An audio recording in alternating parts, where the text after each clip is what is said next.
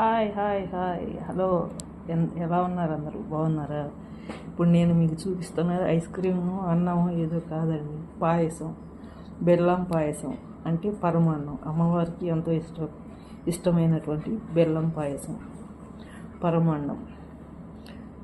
పాలు, బియ్యం, పెసరపప్పు, సాబుదానా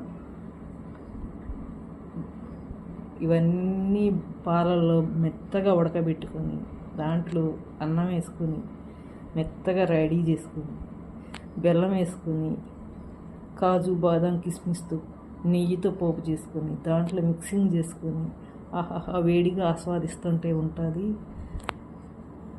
అమృతం అమృతం తిన్నట్టే ఉంటుందండి. ఇట్లాంటి పాయసం అంటే మీలో ఎంతమందికి ఇష్టం చెప్పండి. మాకైతే చాలా చాలా చాలా అంటే చాలా ఇష్టం.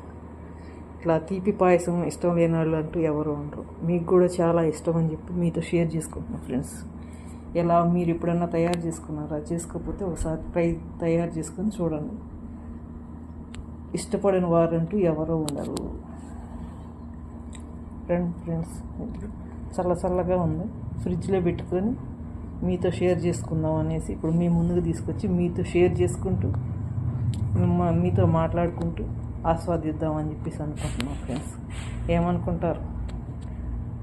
ఎవరైనా నా వీడియోలు చూడని వాళ్ళు ఎవరైనా ఉంటే చూడండి ఫ్రెండ్స్.